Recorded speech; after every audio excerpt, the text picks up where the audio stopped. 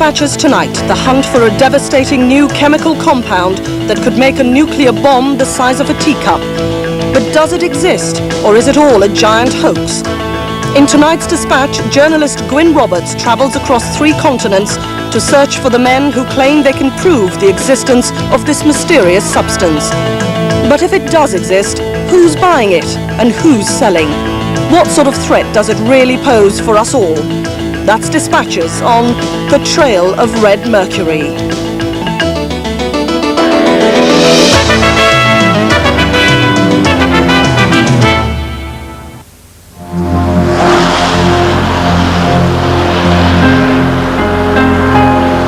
Moscow.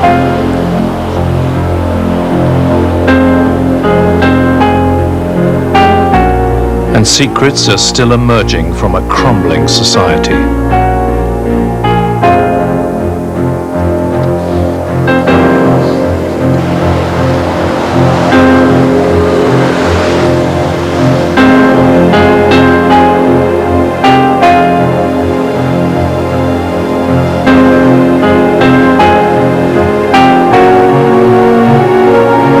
This canister is supposed to contain a mysterious substance known as RM-2020, or liquid red mercury.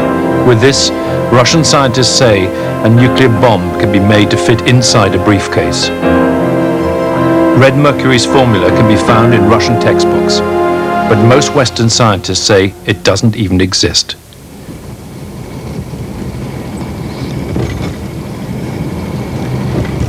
In our search for the truth about RM-2020, we come to Moscow to meet secretly with a former nuclear chemist from the Urals.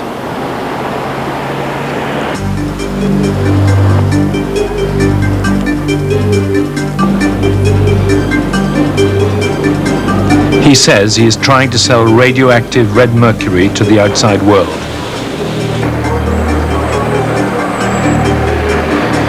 He doesn't want his face to be shown because he says he's afraid of the smugglers who run the trade.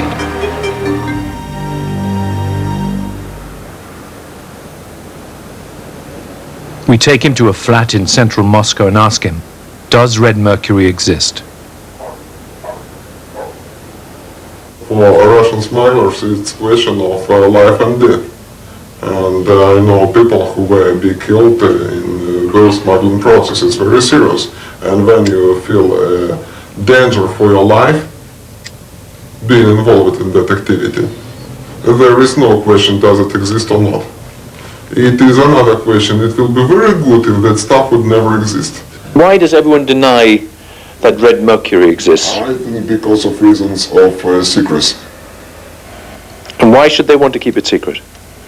Because I think that those latest technology, if it would be available to the third world, may be a serious danger to existing order.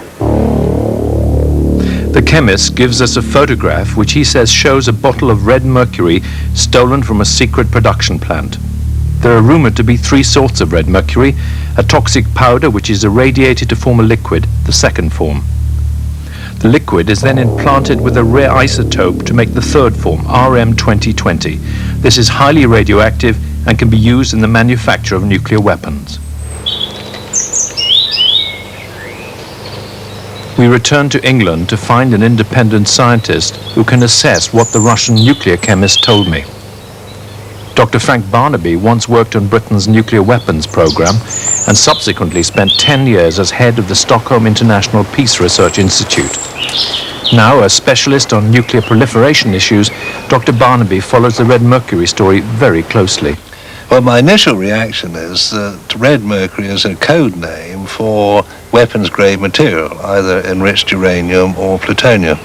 There are 2 reasons for that. Firstly, the cost of red mercury is about what one would expect to pay at $400 per gram for weapons-grade material. And secondly, red mercury was the code name used initially by the Russians for plutonium and highly enriched uranium, and they used that code name way back in the mid-40s.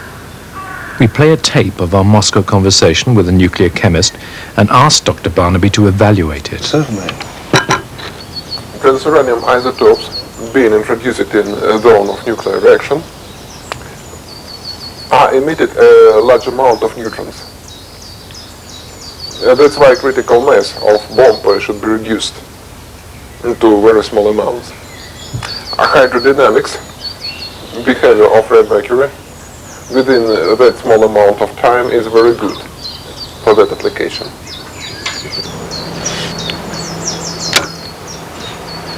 That really is very interesting. Dr. Barnaby agrees to investigate further, and his first call is at St. Alfred's College in Winchester.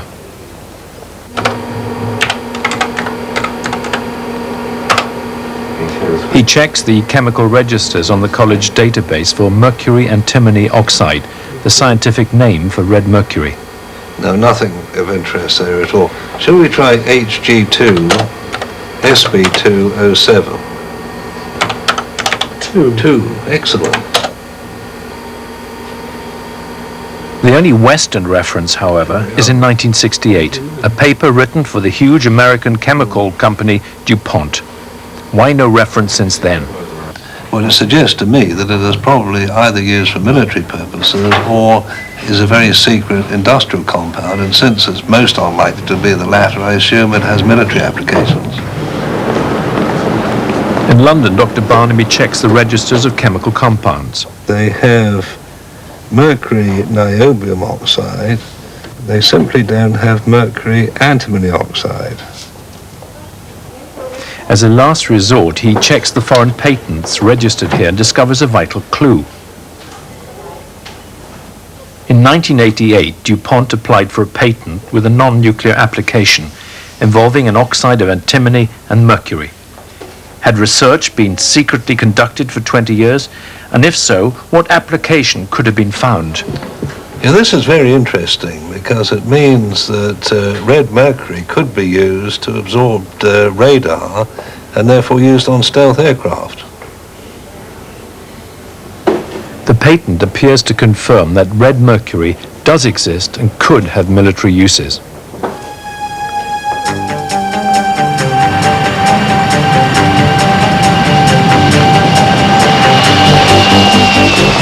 We travel to Central Oregon to meet the man who first made the compound for DuPont back in 1968.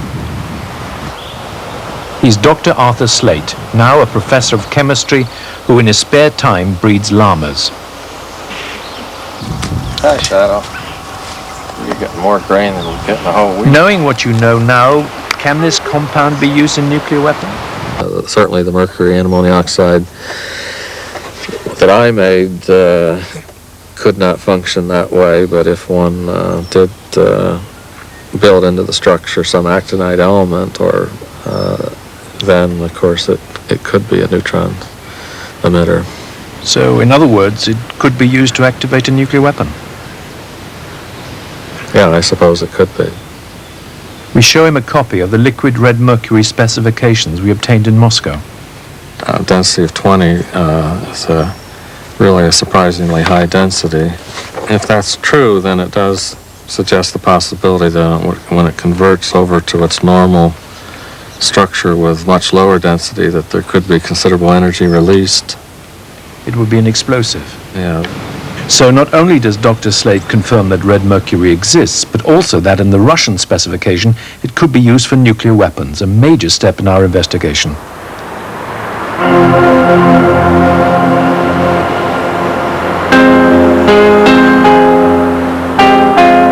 We return to Moscow with Dr. Barnaby to meet the nuclear chemist and to examine his scientific claims in detail.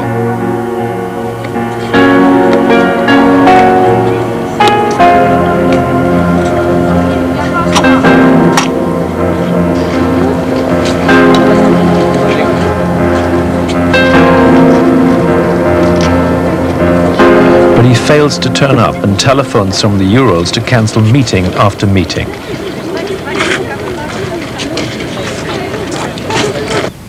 Dr. Barnaby is becoming anxious.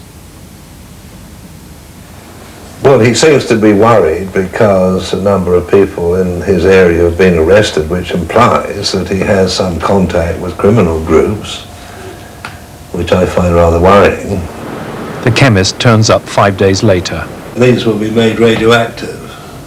by neutron irradiation? No. Firstly, there is special impurities, I mean things like this, which are added in the process of treating Yes. of nuclear wastes, of products of nuclear reactors, and that is the source of radiation of Iran. Can I just repeat so that I'm sure I understand it? Well, what happens is that you get some sample which you irradiate in a reactor. Yes. Yes.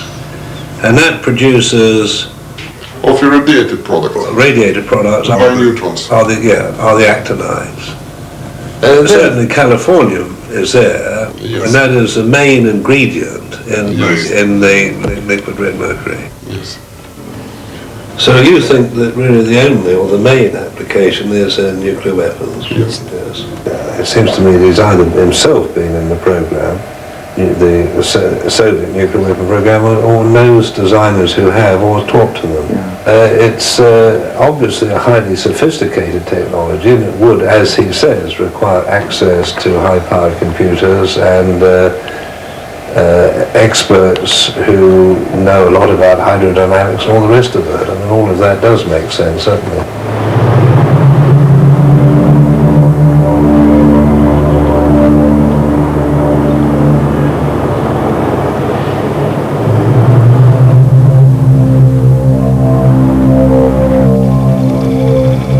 Next, we decide to ask the Russian Academy of Science about red mercury and what it is used for.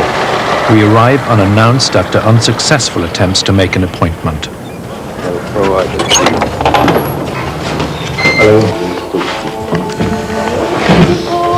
А что вы должны здесь внутри, да? We're looking at the question of red mercury. And we wanted the official, what is the official viewpoint of the Academy on this issue? The personal aide to the Vice President of the Academy hands me the official response. What are these? These are the official letters. Yes. And, The Academy's position is categorical. Red mercury does not exist, cannot be produced, and in the words of the Academy, is against nature. thank you very much. Заключение Института очень органической химии. Brilliant. Thank you very much indeed. It's very kind. Thank you. Bye. We're introduced to a source deep inside the Kremlin who has access to ministerial intelligence. He says his identity must be concealed. We ask him, has he proof that the substance really exists?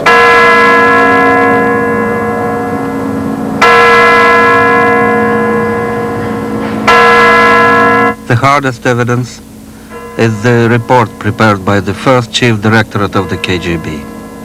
This report was prepared specially for Boris Yeltsin.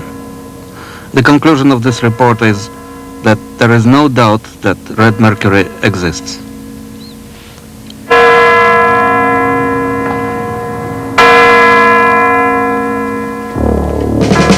We ask what military applications of red mercury are listed in the KGB report. The production of fuses of high precision for conventional bombs, the production of fuses for nuclear bombs, the production of military equipment coating to avoid radar detection, production of warheads for self-guided missiles of high precision. Does red mercury represent a new technology? I think it does.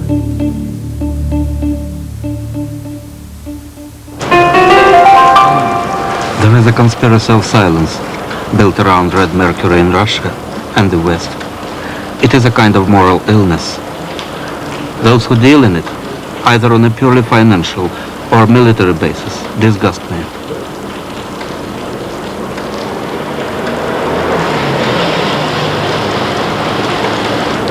He hands us a letter from Kremlin files which says the giant Russian nuclear research center at Dubna was crucially involved with red mercury. Its authenticity is later confirmed by aides of President Yeltsin. The letter, dated December 1991, is signed by the deputy director of the Dubna Institute and addressed simply to a supplier in Ekaterinburg. Our radiochemistry laboratory will guarantee the delivery and storage of liquid red mercury, supplied by your company to our industrial associate, ROS, in Dubna. We travel to Dubna to investigate.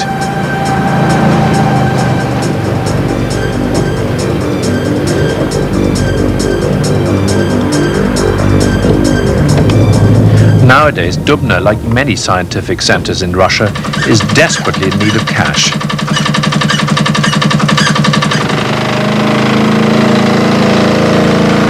It's selling liquid helium to Britain and other countries.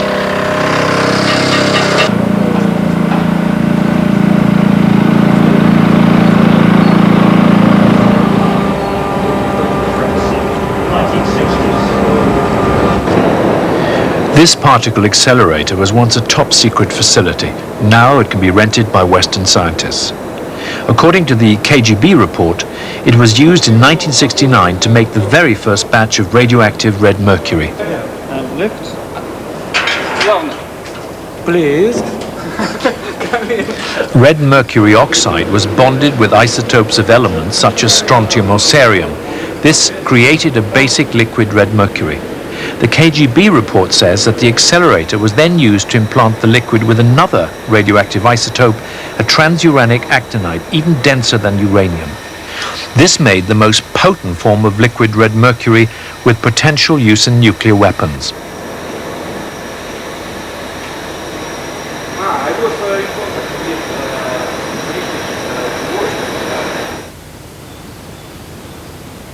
This Dubna laboratory is famous for its production of rare radioactive elements and happy to show off its achievements. The nuclear reaction can create something new, come from one element to the other element. By chemical method, you can never do that.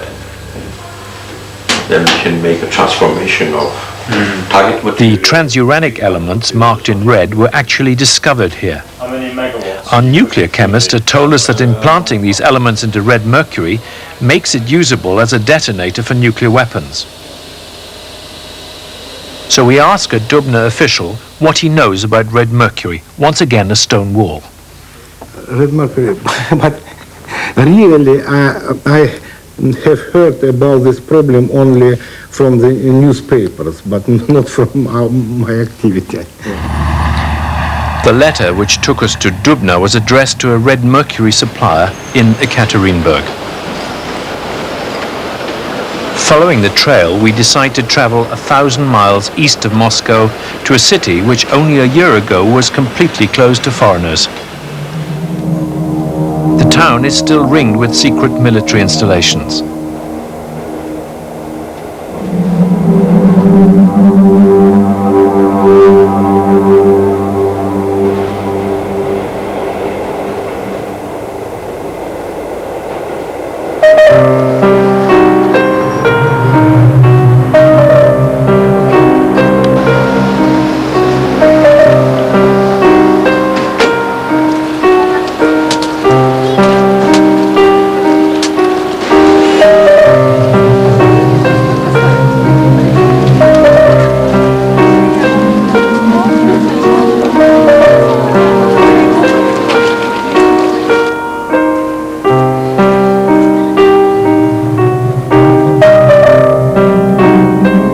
Visit local government offices to meet one of the councillors, Yevgeny Korolov. He used to work in the defense industry as a nuclear scientist. We decide this time not to ask whether red mercury exists, but to assume that it does and see if he will discuss it openly. This approach works, and he spells out the dangers posed by the new technology. То есть вот, совершенно небольшой такой вот объем, который можно иметь.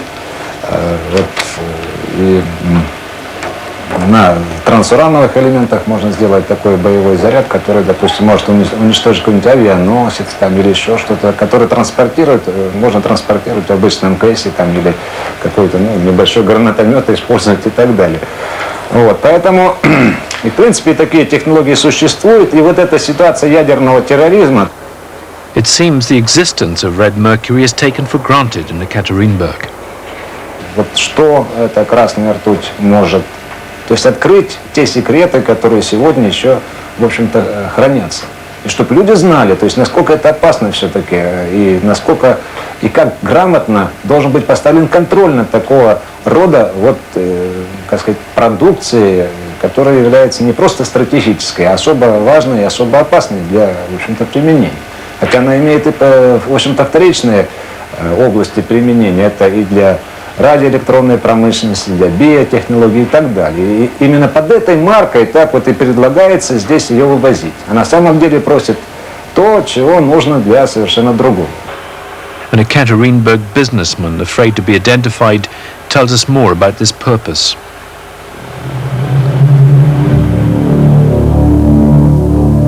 He says a nuclear device using liquid red mercury has been tested on a remote island in the far north of Russia called Nova Zemlya. This rare footage of the island was shot by the Russian Ministry of Defense and has never been screened before. These tunnels are being constructed as a site for mini atomic explosions, designed to eliminate nuclear and chemical waste. Red mercury seems ideal for such small nuclear devices.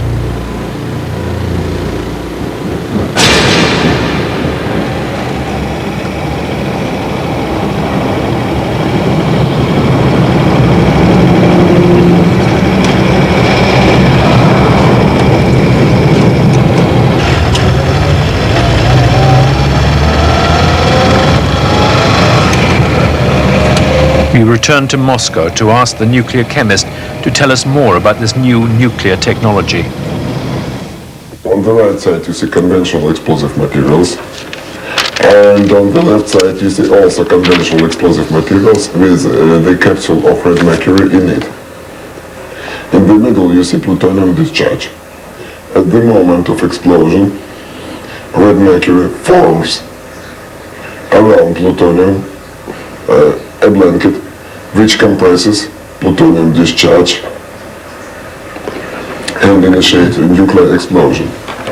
So what does this mean in simple layman terms? It means that it would require a smaller amount of plutonium per nuclear bomb, and it means that the nuclear bomb could be done much smaller. How much smaller? Up to the size of the cup. And how powerful would that be? It is enough powerful to destroy a district of big city. Does that technology now exist in Russia? That technology is already developed in Russia.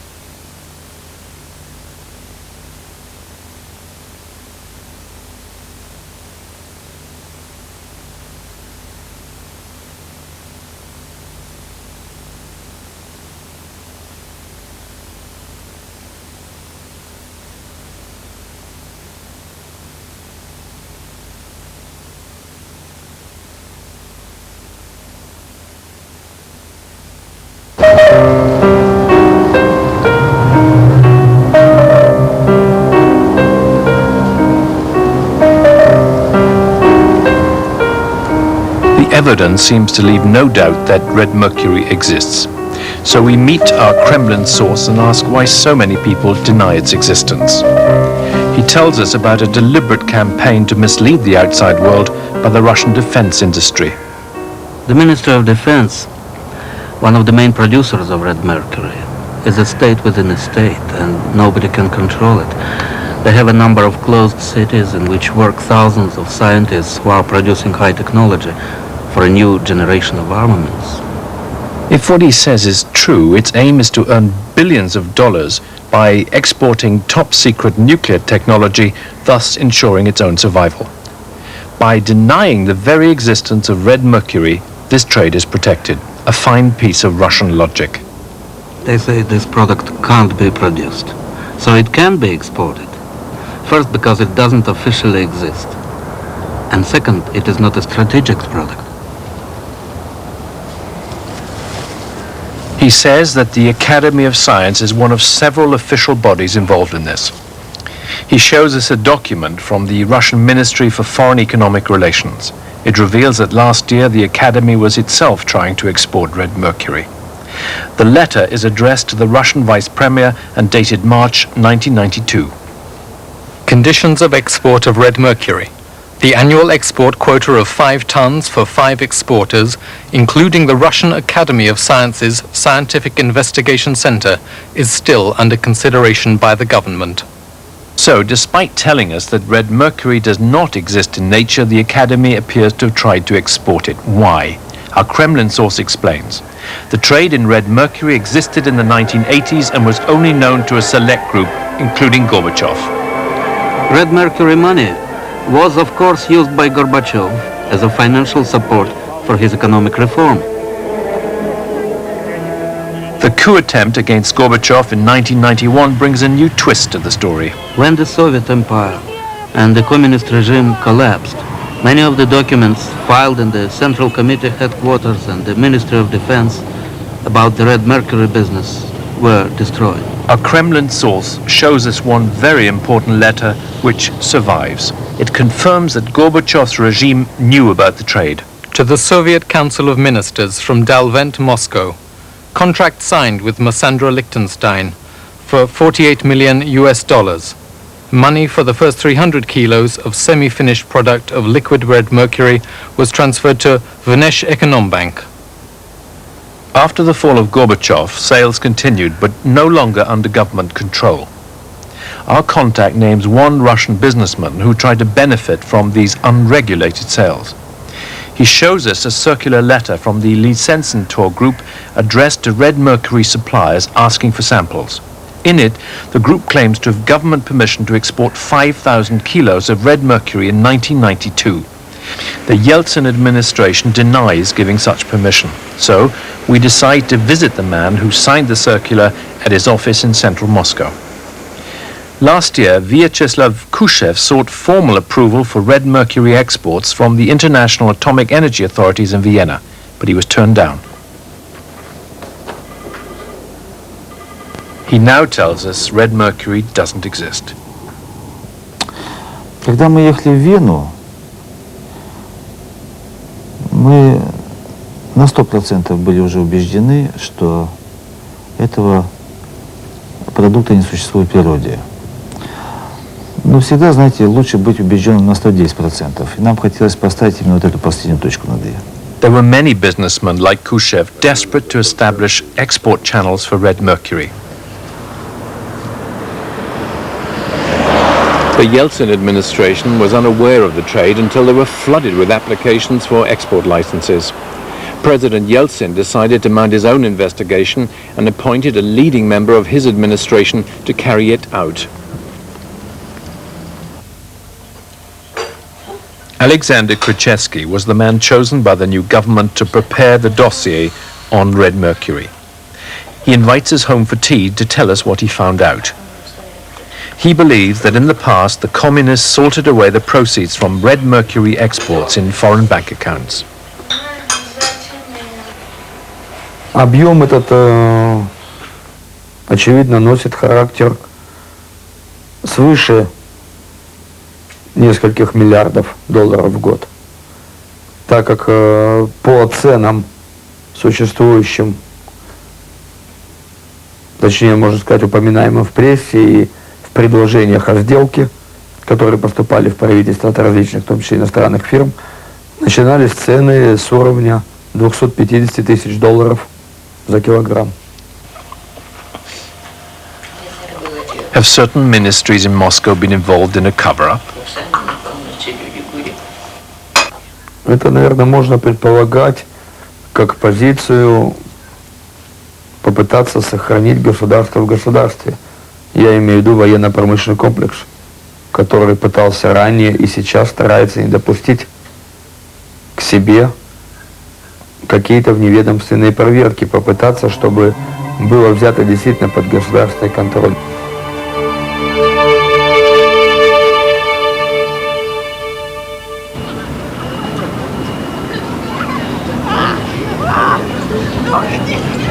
It's spring in Moscow.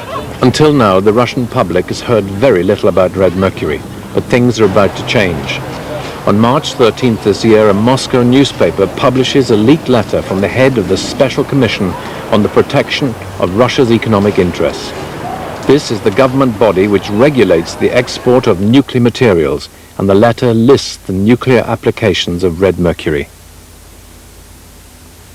Production of detonators for nuclear weapons, activation of nuclear reactors, production of anti-radar coating for military equipment.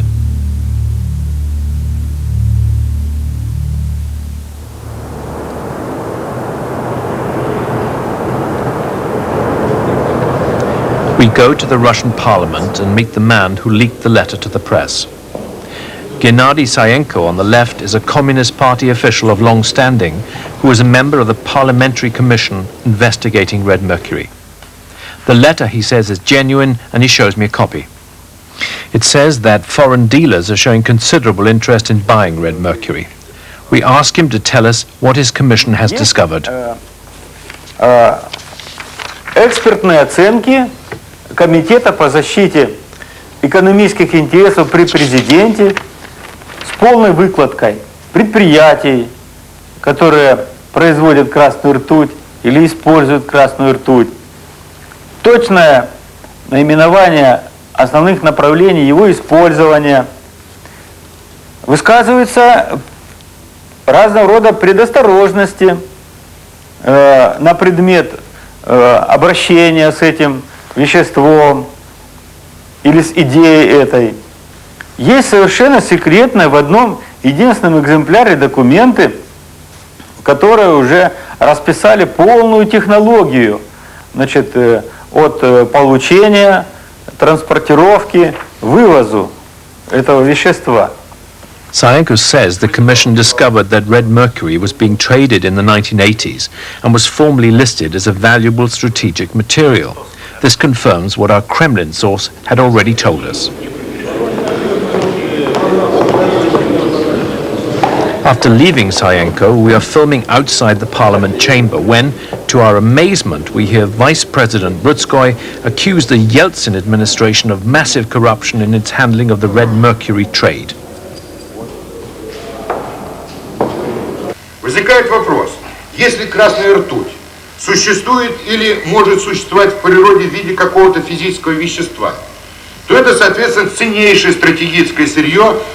Непонятно также, на кого работают наши ведущие академики, химики, другие не менее квалифицированные и ответственные люди в Министерстве безопасности и Главном разведуправлении, которые утверждают, что красной ртути нет и не может быть, что с ней ничего не может быть связано. Но эта история тянется уже второй год. Если внимательно изучить документы, я думаю, этим займется прокуратура, то это чистейшей воды афера. Rutskoy was provoked by the discovery of this document dated February 1992, in which Yeltsin secretly awards one company the sole right to sell the substance abroad. The company, Promocology, is headed by Oleg Sadikov. Although nervous about being singled out in Parliament, he agrees to talk to me. He believes Russia could officially earn billions of dollars, currently lost in backdoor sales, through the export of such materials. And he says that's why President Yeltsin wants to legalize their sale under the tight control of one company. Yeltsin's political enemies have other ideas. Заинтересованы в том, чтобы легальные поставки не начались, чтобы наша возможность производства данного продукта не была реализована. Тогда они остаются монополистами на черном рынке данного продукта и еще выигрывают политическую схватку, так сказать, поставив президента в очень такое, будем говорить, неловкое положение. Sadikov shows us some laser crystals made using red mercury. The same technology, he says, could be used for solar batteries or even jewelry. We ask Sadikov, can red mercury be used as a plutonium substitute? He refuses to answer and interrupts the interview. Не для записи я отвечу. Does he want me to turn it off? Later, off-camera, Sadikov makes the astonishing claim that a weapon the size of a ballpoint pen cap is theoretically possible. He says 80 such weapons spread across Moscow would obliterate the city. He finally agrees to show us some of the materials causing the furore. Our meeting is interrupted when colleagues deliver samples of red mercury variants in a plastic shopping bag and an empty tin. We can hear they're worried by his decision to talk to us, but Sadikov tells them the Kremlin has given him permission. Чуть-чуть срок больше, он еще менее устойчивым становится. Because only this material is rather fresh. When old it becomes very stable. Так. Ну и вот это я бы его тоже. He shows us what he says is the raw material for RM2020, though we can't test it or take it away. This powder would cost us $100,000 a kilo. Этот материал в жидкой форме является слабо радиоактивным. Ну, в частности, голой рукой вот такое количество это опасно показывать.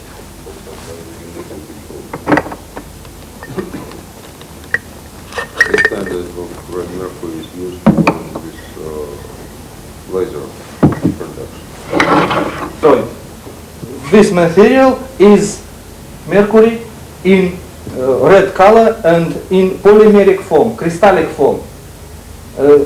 This material not common mercury. 2020 another material. For production of 2020, I need some quantity of this material.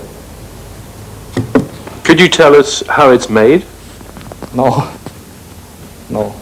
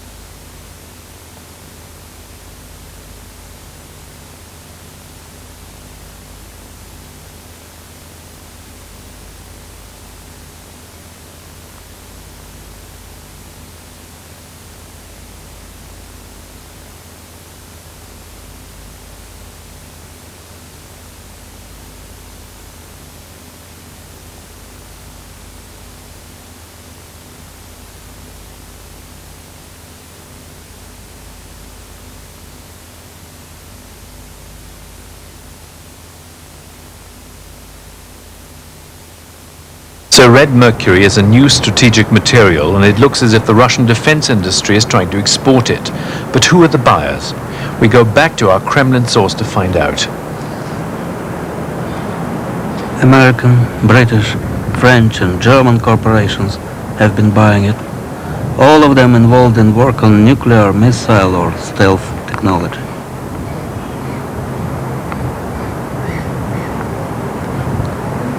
Does the report mention any other countries that want to buy red mercury? Iraq, Libya, Israel and South Africa. All these countries are keen to have nuclear weapons.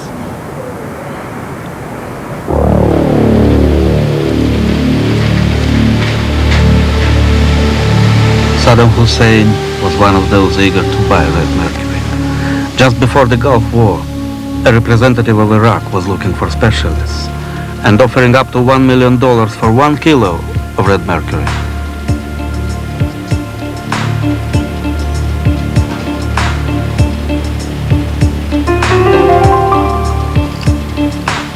This is military attaché office of Libyan embassy. In this building, high representatives of Libya arranged with Soviet colleagues shipment of red mercury from Moscow to Tripoli. All the shipments were arranged through the diplomatic freight.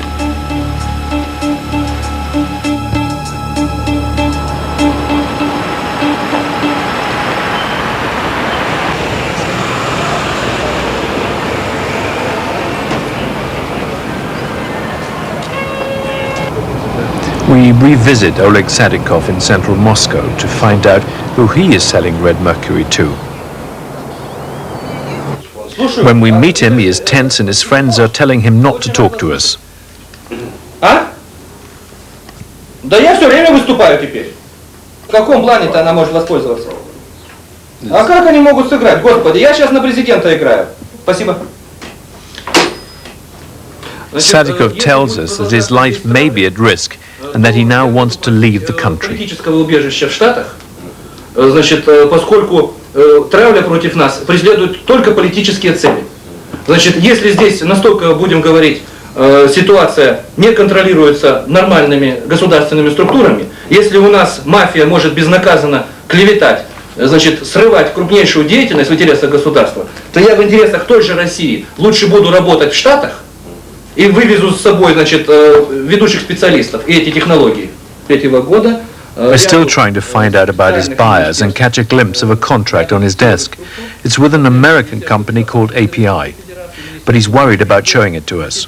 We'd seen numerous proposals offering to buy red mercury, but this was the first signed contract in the entire investigation. Not only that, it seems to be an enormous deal. The price per kilogram is $290,000, and API is to buy 84 tons over 3 years. In effect, what is possibly at stake for the Russian economy is billions of dollars. The question is, can the deal be genuine? To prove his product is real, he shows us an analysis from a Swiss laboratory. Sadikov tells us the material is radioactive and will be dispatched shortly from a military airbase in Ekaterinburg. То есть они должны в адрес Imperial банка направить требования перечисления этих денег. Получатель концерн промысловой. According to the contract, the buyers, API, have business addresses throughout North America. We tracked down one in New York first.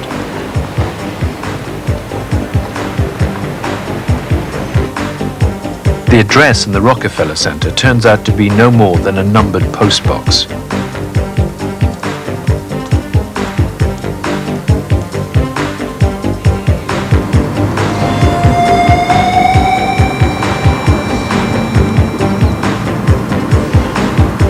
We go on to Los Angeles to find API's head office.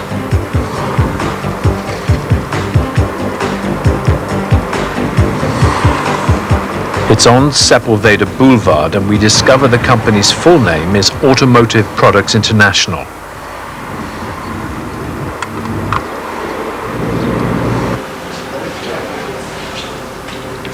We telephone API chairman Jesus Godinez, and he agrees to talk to us at a different business address. The question is, how can this man set up a deal involving billions of dollars? First of all, the type of financing that would be behind this is countries. Second of all, regardless of what the deal is worth, there's only so much they can produce at a time. And whatever the production is, there's a production schedule. And based on the production schedule is the type of funds that would be put in place to be able to purchase these commodities.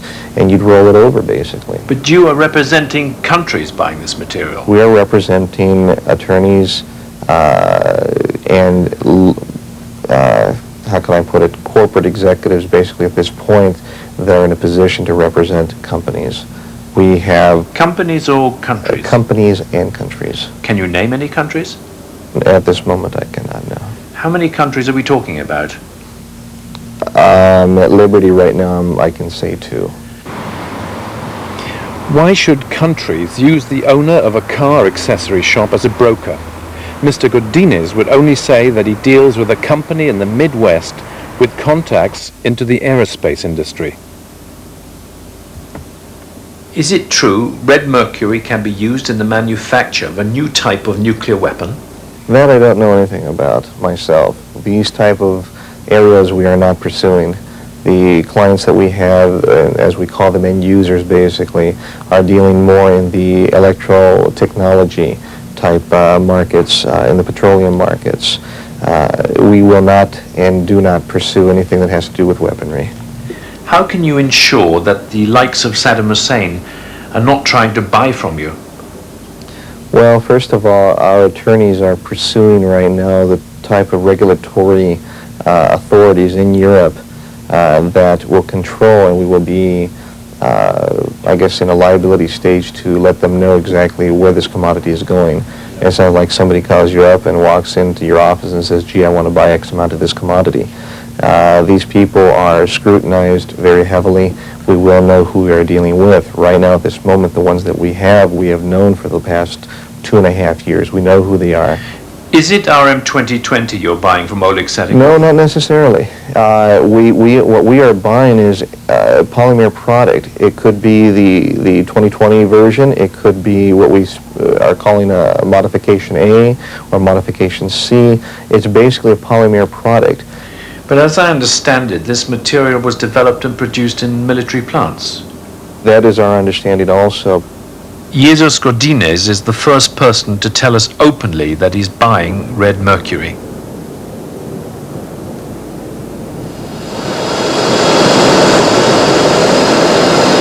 He says that the hub of the trade is in Zurich and that lawyers acting for one of the main end users are based there. It's convenient because the secrecy laws governing Swiss banking allows money to change hands discreetly. We hear that several Swiss laboratories have been commissioned to analyze samples for prospective buyers looking for RM2020.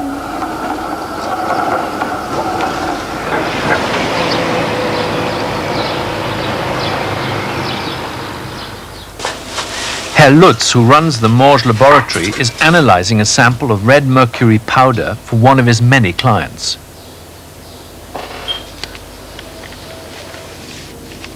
We have some mass spectra.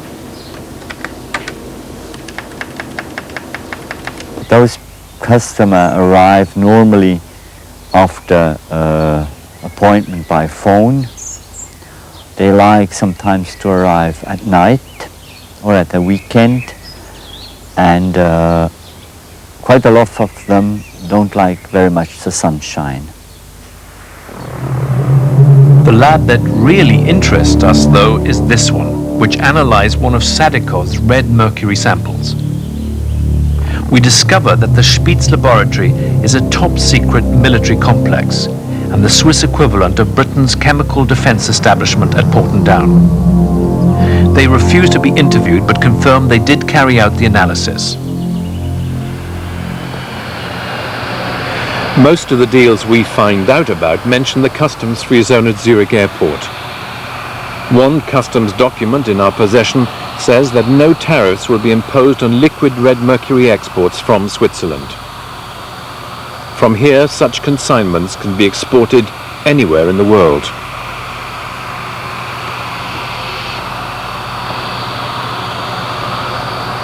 During our investigation, we came across this order. It was for 50 kilograms of RM2020 and was from a British company. As with all the requests we've seen, BM Trading wanted liquid red mercury delivered to Zurich Airport. BM Trading now operates from this street in London's Soho district. They confirmed they were indeed the purchase company which sent the letter and admitted they'd been trying to obtain RM2020 samples via Zurich. They said the transaction was never completed. Prospective buyers and sellers are unregulated because international agencies publicly deny red mercury exists. In Oregon, Professor Slate told us that Los Alamos, America's top nuclear weapons research lab, had dismissed the red mercury threat a year ago. Now things have changed. So I simply asked a colleague at the Oregon State University who is a nuclear chemist and does know people at Los Alamos who work in the area of nuclear weapons. And he did ask someone at Los Alamos what they knew about red mercury, and was told that that was a subject he couldn't discuss. So. It was a secret. The implication was that it was a secret, yeah.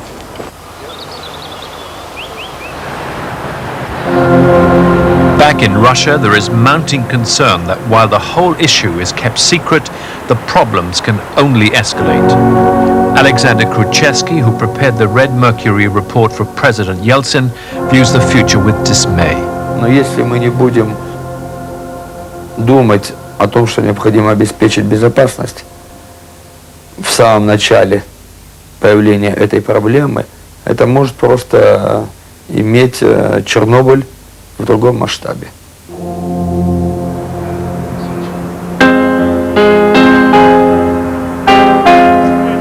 Разве не те, кто власовский флаг подняли, наши воевали?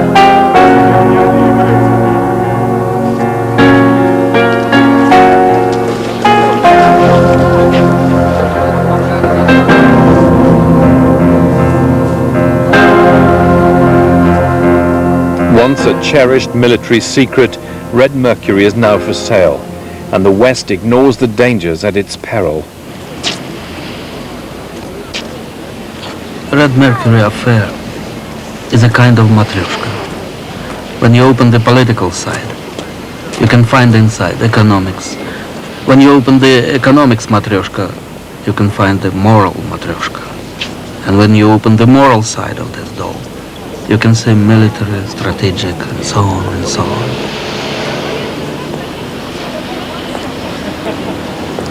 There is no doubt that inside our matryoshka is hidden something terrible for world security.